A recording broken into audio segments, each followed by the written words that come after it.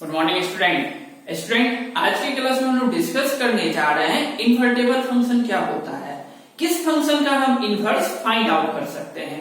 अगर आप फंक्शन से रिलेटेड किसी भी टॉपिक को वीडियो देखना चाहते हैं तो आप हमारे चैनल के प्ले लिस्ट में जाकर उन सारी वीडियो को देख सकते हैं। इससे पहले मैंने आपको बताया था कोई भी फंक्शन 1 और ऑन टू किस तरह प्रूव किया जाता है। अगर उन बातों को आपने अच्छे से समझा है तो आज की क्लास को समझने में आपको कोई भी प्रॉब्लम नहीं होगी। चलिए डिस्कस करते हैं इन्वर्टेबल फंक्शन के बारे में। मान लीजिए एक फंक्शन f ऑफ x आपका है जो डिफाइन है sets a two sets b। एक फंक्शन f है जो कहां से कहां डिफाइन है, सेट a से सेट b में। दैट मींस कि जो फंक्शन का डोमेन होगा वो सेट्स a से आएगा और जो को डोमेन होगा वो सेट्स b होगा। मान लीजिए ये सेट्स a है और ये सेट्स b है। एक फंक्शन डिफाइन है f of x sets a two sets b में। दैट मींस अगर इस सेट्स a में अगर हम x1 एलिमेंट लेते हैं तो इस फंक्शन में ये x1 एलिमेंट जाएगा, जो आउटपुट आएगा वो हमें क्या आएगा, f ऑफ x1 आएगा ना। अगर इस x के जगह हम एलिमेंट ले x2 तो जो रेंज आएगा ये एलिमेंट किससे रिलेटेड होगा, तो जो रेंज आएगा वो क्या होगा, f ऑफ x2 होगा। इसी तरह अगर हम x3 एलिमेंट लेते हैं तो ये एलिमेंट किससे रिलेटेड होगा, तो वो हो जाएगा f ऑफ x3 से रिलेटेड होगा। यहां पर सेट b क्या था, सेट b हमारा कोडोमेन था और इस x पर डिपेंड हमारा करता है रेंज। अगर यहाँ पर x1 है तो ये एलिमेंट इससे रिलेशन बनाएगा, ये एलिमेंट इससे रिलेशन बनाएगा और ये एलिमेंट इससे रिलेशन बनाएगा। इस सेट b में और भी एलिमेंट हो सकते हैं तो सेट्स b को हम बेसिकली डिनोट करते हैं y से। और जो एलिमेंट रिलेशन में आ रहा है, जो एलिमेंट रिलेशन में आ रहा है उसे क्या कहा जाता है, रेंज कहा जाता है और उसे डिनोट किया जाता है f ऑफ x से डिनोट किया जाता है। चलो ये तो फंक्शन हो गया a फंक्शन।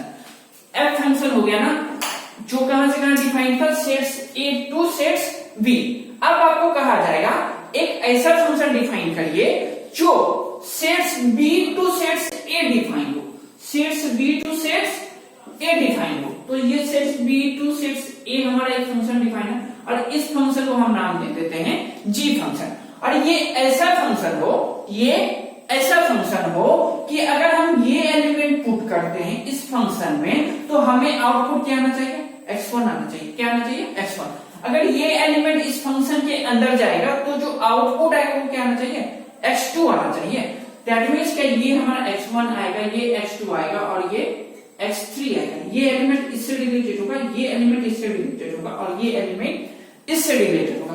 तो ये जो g फंक्शन होगा वो हमारा इनवर्स फंक्शन होगा f का। क्यों, क्योंकि हम इस f फंक्शन में x1 डाले थे तो हमें क्या मिल रहा था, f ऑफ x1 मिल रहा था। अब हम g फंक्शन में f ऑफ x1 डाल रहे हैं तो हमें वापस से क्या मिल जाएगा, x1 मिल जाएगा। तो ये हमारा क्या कहलाएगा, इनवर्स फंक्शन ऑफ f कहलाएगा, जो कहां से कहां डिफाइन होगा, set b to sets a define होगा। दैट मींस यहां से यहां डिफाइन होगा, इधर भी सेट से था, ये तो सेट से है और ये हमारा क्या फंक्शन कहलाएगा, g फंक्शन कहलाएगा। अच्छा ये बात हो गई। अब कोई भी फंक्शन इनवर्स कब होगा, हम किसी भी फंक्शन का इनवर्स कब निकाल सकते हैं तो वो डिपेंड करता है आपको जो एलिमेंट है वो किससे रिलेशन बना रहा है उस पर। जैसे यहाँ पर देख रहे हैं आप, एक एलिमेंट का एक इमेज आ रहा है, सेकेंड एलिमेंट का डिफरेंट इमेज आ रहा है, थर्ड एलिमेंट का डिफरेंट इमेज आ रहा है।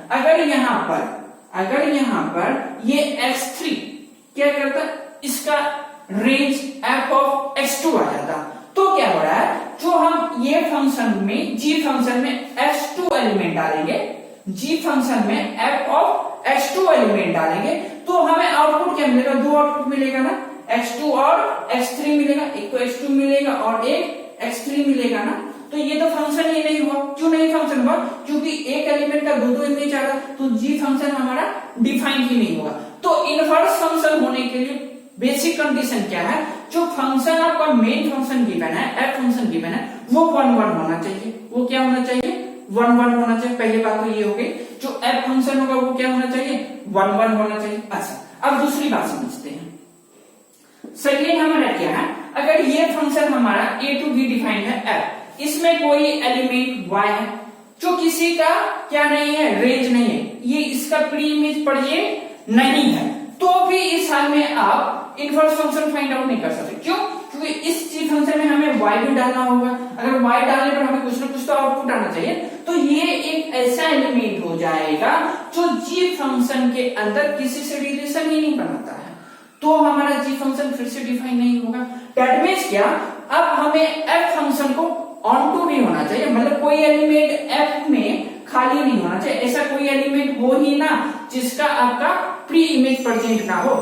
अब क्या हो गया, f फंक्शन आपको क्या क्या होना चाहिए, एक तो 1 1 होना चाहिए, सेकंड क्या होना चाहिए, ऑन टू भी होना चाहिए, मतलब कोई एलिमेंट यहाँ खाली नहीं होना चाहिए। अगर खाली रह जा रहा है तो आप इस फंक्शन का इनवर्स नहीं है फाइंड आउट कर सकते हैं। तो बेसिक कंडीशन बात ऑल ओवर इतनी थी, अगर आपको किसी भी फंक्शन का इनवर्स फाइंड आउट करना है तो उस फंक्शन को 1 1 ऑन टू होना पड़ेगा। एग्जांपल से समझते हैं एक क्वेश्चन से।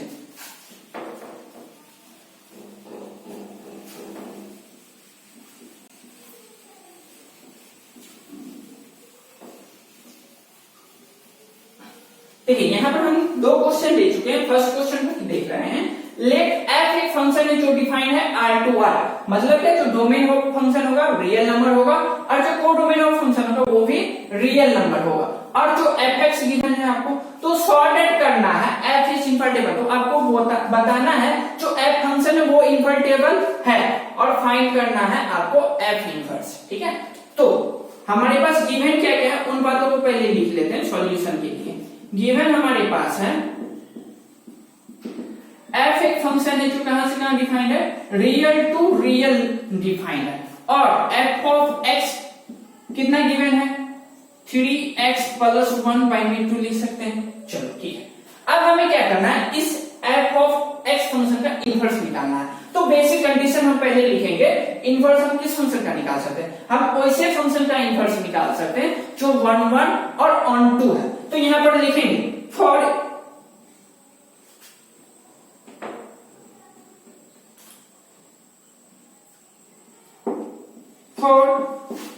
f inverse of x, f of x is must be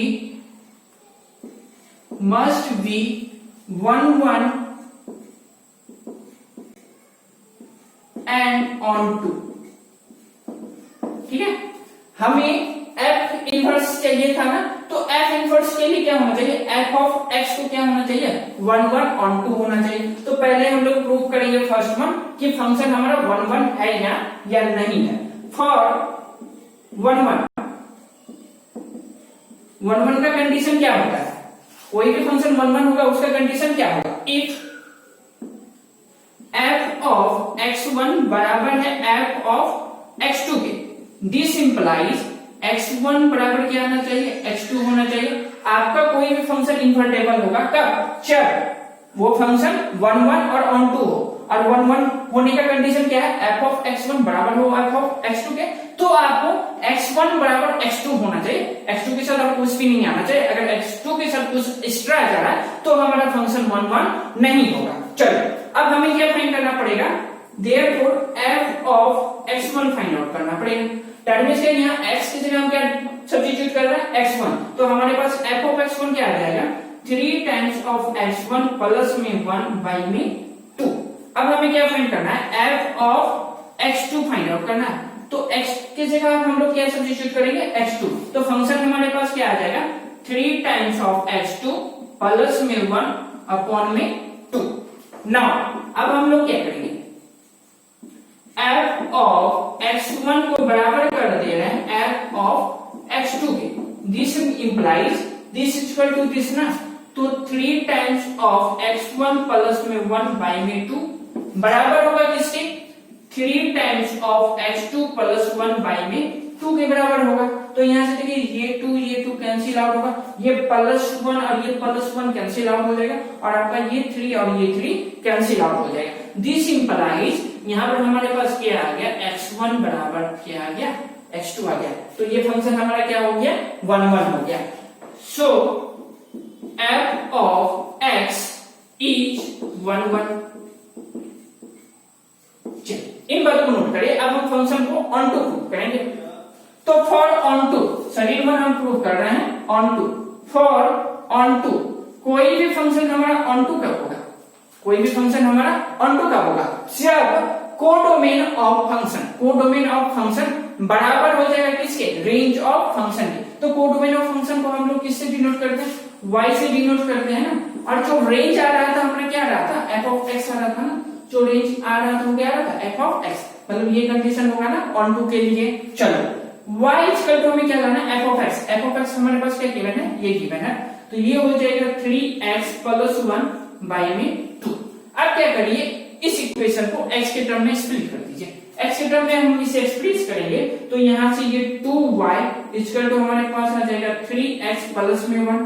चलो तो यहां से x इक्वल टू हमारे पास क्या आ जाएगा, 2y माइनस में 1 अपॉन में 3, कितना आ गया ना।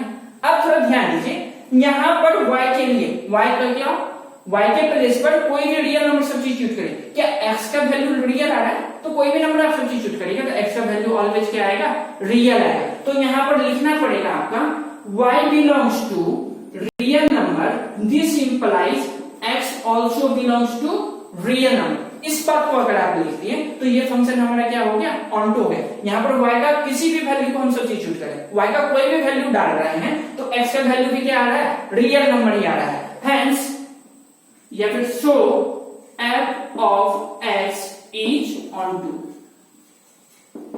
अब देखिए हमारा फंक्शन 1 1 भी हो चुका है और ऑन टू भी हो चुका है।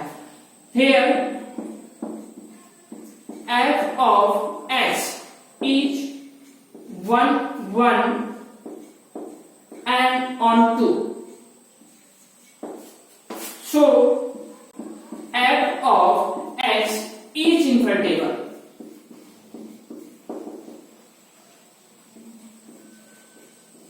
जो हमारा function of f of x है वो क्या होगा, इन्वर्टेबल होगा। क्यों इन्वर्टेबल होगा, क्योंकि f ऑफ x को हम लोग 1 1 और ऑन टू प्रूव कर चुके हैं। चलो अब सर f इनवर्स क्या होगा, हमें तो f इनवर्स फाइंड आउट करना था ना, वो क्या होगा, तो यहाँ पर जो स्टूडेंट x का वैल्यू है ना उसी को इनवर्स ऑफ f कहा जाता है, उसी को क्या कहा जाएगा, इनवर्स ऑफ x। इस x को आप g ऑफ x भी लिख सकते हैं, इस इनवर्स, इस x को आप क्या लिख सकते हैं, इस x को आप क्या लिख सकते हैं, g of y equal to लिख सकते हैं 2y माइनस 1 बाई में 3।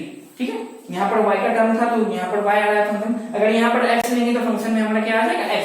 अगर इस g को आप g ऑफ x लिखते हैं तो ये हो जाएगा 2x माइनस 1 बाई में 3। इस g ऑफ x को ही कहा जाता है f इनवर्स, इस g ऑफ x को ही क्या कहा जाएगा, x इनवर्स। तो स्टूडेंट ये बेसिक बात ये थी, किसी भी फंक्शन का हम इनवर्स किस तरह फाइंड आउट कर सकते हैं, इन बातों को नोट करिए, फिर सेकंड वन क्वेश्चन हम लोग डील करेंगे।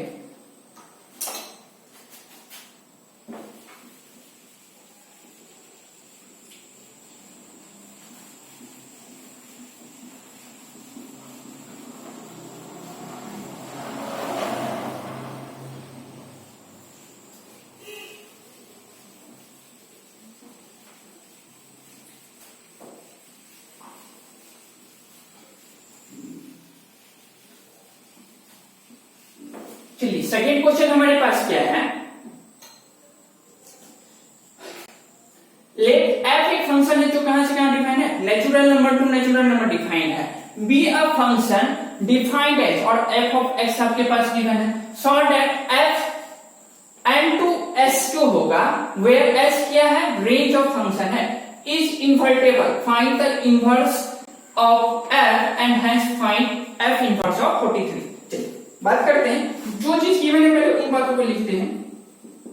सॉल्यूशन गिवन क्या है, गिवन हमारे पास है f एक फंक्शन है जो डिफाइंड है natural number to natural number. चलो f ऑफ x क्या गिवन है, f ऑफ x हमारे पास गिवन है 9x² प्लस में 6x माइनस में 5, ये गिवन है। चलो ठीक है, तो ये फंक्शन हमारा इन्वर्टेबल होगा कब, जब ये फंक्शन हमारा 1 1 ऑन 2 है। f of x is invertible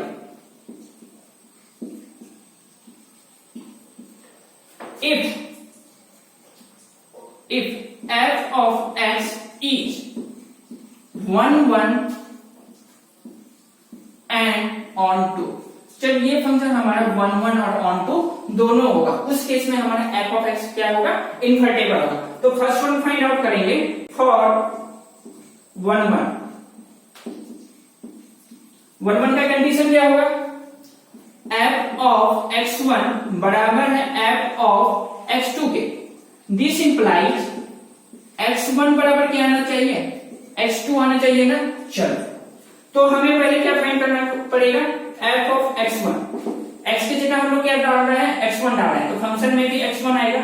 ये हो जाएगा 9x1 का स्क्वायर प्लस 6x1 माइनस 5। हम फिर फाइंड करेंगे एफ ऑफ x2 बराबर क्या होगा, तो ये हो जाएगा 9x2 का स्क्वायर प्लस में 6x2 माइनस में 5। चलिए ठीक है, अब क्या करना है, इस f ऑफ x1 को बराबर कर देना है f ऑफ x2 की। नाउ f ऑफ x1 बराबर होगा f ऑफ x2 के ना।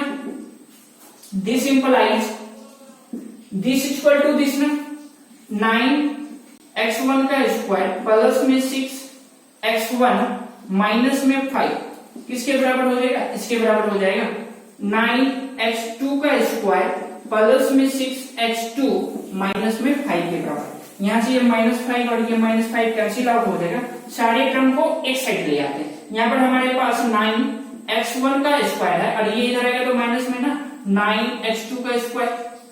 यहाँ प्लस में 6x1 है, 6 टाइम ऑफ x1 और ये प्लस में इधर आएगा तो माइनस में 6 time of x2 equal to में क्या हो जाएगा, 0 हो जाएगा।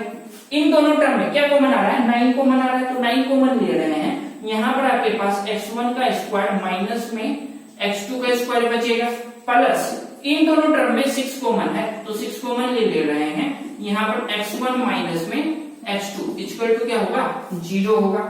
अब इस वाले फंक्शन को स्प्लिट कर लीजिए, ये हो जाएगा 9, इसको हम लिख सकते हैं x1 minus x2 into x1 plus x2।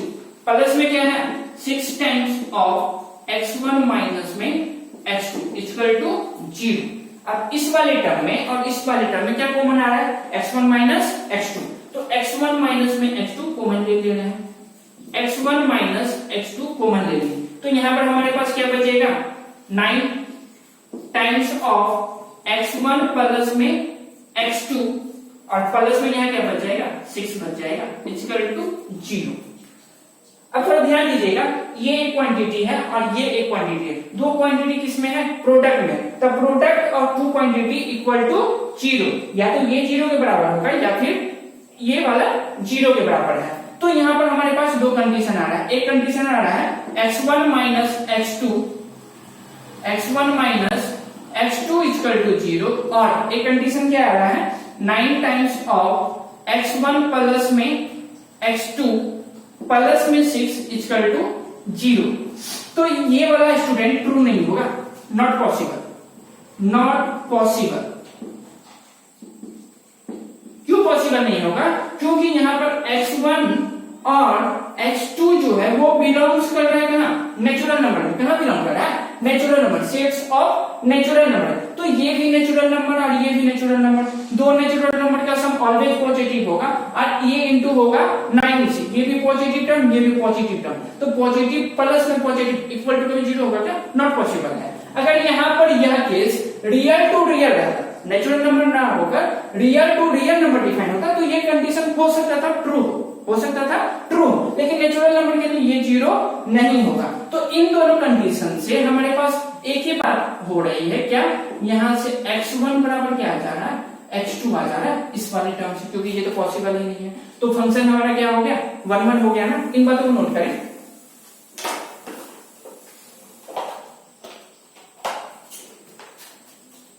चलिए, फंक्शन को हमने क्या कर दिए हैं, 1 1 प्रूव कर चुके हैं। अब हम लोग प्रूव करेंगे ऑन टू।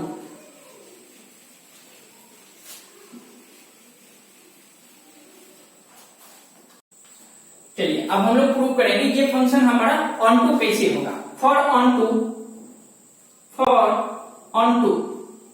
टू का कंडीशन क्या होता है, जो आपका कोडोमेन ऑफ फंक्शन होगा वो किसके बराबर होना चाहिए, रेंज के बराबर होना चाहिए। तो कोडोमेन को हम लोग किसी डिनोट करते हैं, y से डिनोट करते हैं और रेंज क्या होता है, f ऑफ x होता है। अब यहाँ पे क्वेश्चन को थोड़ा ध्यान से पढ़िएगा। क्वेश्चन क्या कह रहा है, सो दैट f जो फंक्शन आपका वो कहां से कहां डिफाइंड है, natural number to set s where s is the range of function. ठीक है, क्या कह रहा है, जो आपको ऑन टू प्रूव करना है वो आपका डिफाइन होगा सेट्स n टू s में ये फंक्शन आपका डिफाइंड होगा। अगर आप यहाँ पर x की जगह 1 लेते हैं, x की जगह 1 लेते हैं तो ये हमारा रेंज क्या आएगा, x का 1 का स्क्वायर 1 हो जाएगा, ये 9 प्लस में 6 15 माइनस में 5 तो क्या आ रहा है 10 आ रहा है ना। तो 10 जो होगा इस s सेट्स का एलिमेंट होगा। इसी तरह x की जगह अगर हम 2 लेंगे तो जो हमारा आउटपुट आएगा वो हमारा क्या हो जाएगा, इसका एलिमेंट हो जाएगा, x2 का एलिमेंट हो जाएगा। तो हमारा ये 1 इसके साथ रिलेटेड बनाएगा और ये s ऑफ सेट्स क्या होगा, रेंज ऑफ सेट्स का है हमारा फंक्शन। तो हमें ऑन टू इस फंक्शन में प्रूव करना है। चलो ठीक है, अब हम लोग क्या ऑन टू किस तरह प्रूव करेंगे, y इक्वल टू हमारे पास क्या चुका f ऑफ x हमारे पास क्या है 9x स्क्वायर प्लस में 6x माइनस में 5 है। अब इसको हम लोग क्या करेंगे, s के टर्म में स्प्लिट करेंगे। किस तरह करेंगे, इन सारे टर्म को एक तरफ ले जाते हैं, 9x स्क्वायर प्लस में 6x माइनस में 5 है और ये y उधर जाएगा तो माइनस में हो जाएगा, तो हम माइनस कॉमन ले रहे हैं, यहाँ पर हमारे पास y प्लस 5 बच जाएगा। चलो, तो बेसिकली ये हमारा एक क्वाड्रेटिक इक्वेशन बन चुका है। तो क्वाड्रेटिक इक्वेशन को हम x इक्वल टू क्या लिख सकते हैं, माइनस में b plus minus square root of B square minus 4ac upon में क्या होता है 2a होता है। यहाँ पर a इक्वल टू क्या है, x स्क्वायर के कोएफिशिएंट को a कहेंगे ना तो ये 9 होगा, b इक्वल टू क्या होगा, x के कोएफिशिएंट को b कहेंगे तो ये 6 होगा, और c हमारा क्या होता है कांस्टेंट टर्म क्या है माइनस ऑफ, माइनस में क्या है y प्लस 5 हमारे पास की वैल्यू। चलो इन सारे के वैल्यू को यहाँ पर पुट करते हैं, माइनस में b that means minus of 6 plus minus square root of B square that means 36 minus में 4 times of a into C that means 9 into C कितना है हमारे पास, ये माइनस है ना तो यहाँ पर माइनस माइनस क्या हो जाएगा प्लस, इंटू में y प्लस 5 हो जाएगा अपॉन में 2a 2 इंटू a, ये कितना है 9 आपका गिवन है। चलिए इसको कैलकुलेट करते हैं, तो ये माइनस में 6 plus minus square root of ये 36 प्लस में 9 हो जाए 36 इंटू में क्या है y प्लस 5 अपॉन में 18। चलो ठीक है,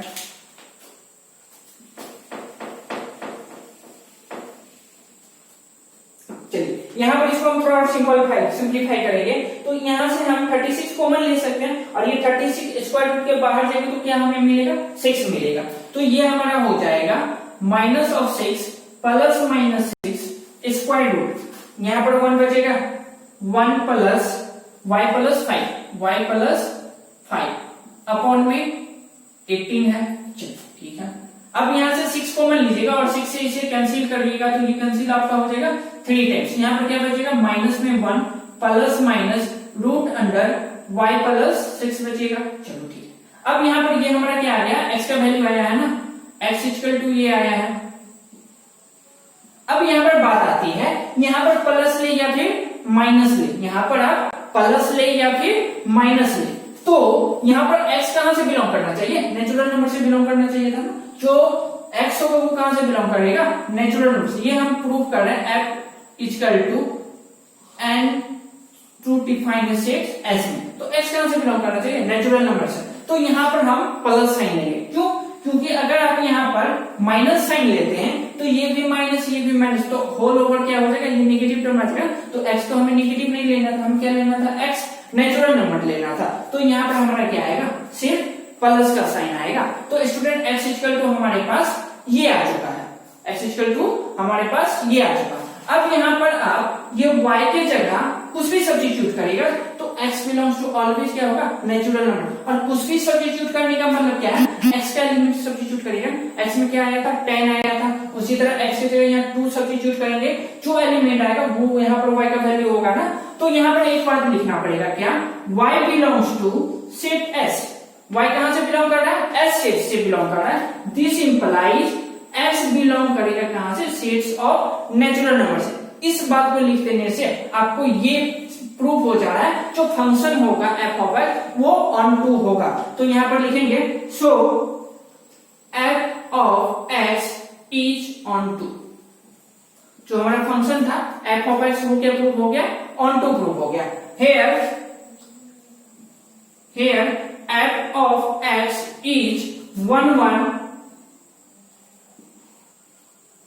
and on 2. So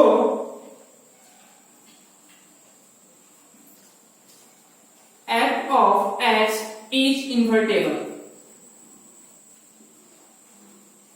हमारा फंक्शन जो f ऑफ x था वो हम 1 1 और ऑन टू दोनों प्रूव कर चुके हैं, इसलिए फंक्शन हमारा क्या होगा, इन्वर्टेबल होगा। अब बात आती है सर इनवर्स ऑफ फंक्शन क्या होगा, जो फंक्शन हमारा आया है उसका इनवर्स फंक्शन क्या होगा। तो यहाँ पर स्टूडेंट याद रखना है ये जो x का वैल्यू आप निकाल रहे हैं यही हमारा इनवर्स फंक्शन होता है। इस x को आप लिख सकते हैं g ऑफ y, इस x को क्या लिख सकते हैं g of y equal to -1 plus square root of y plus 6 upon में 3।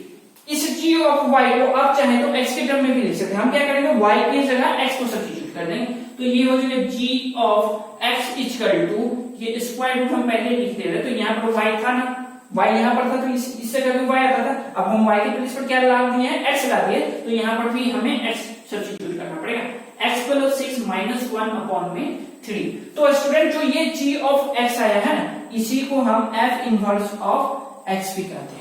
तो स्टूडेंट इस तरीका से हम कोई भी फंक्शन का इनवर्स फंक्शन फाइंड आउट कर सकते हैं। कौन सा फंक्शन का इनवर्स फाइंड आउट होगा तो वो फंक्शन पर डिपेंड करता है। अगर फंक्शन आप 1 1 ऑन टू प्रूव कर दे रहे हैं तो उस फंक्शन का हम इनवर्स फाइंड आउट कर सकते हैं। तो इस टाइप के जितने भी प्रॉब्लम आपके टेक्स्ट बुक में अवेलेबल हो उन्हें सॉल्व करने का जरूर कोशिश करें। स्टूडेंट इस टाइप के क्वेश्चन आपके बोर्ड एग्जामिनेशन में 4 मार्क्स के डेफिनेटली पूछे जाते हैं। तो जितने भी क्वेश्चन हो उनका प्रैक्टिस जरूर करिएगा। और ये वीडियो अगर आपको अच्छी लगी हो तो अपने फ्रेंड के साथ जरूर शेयर करें। तब तक के लिए प्रैक्टिस करते रहें। Thank you.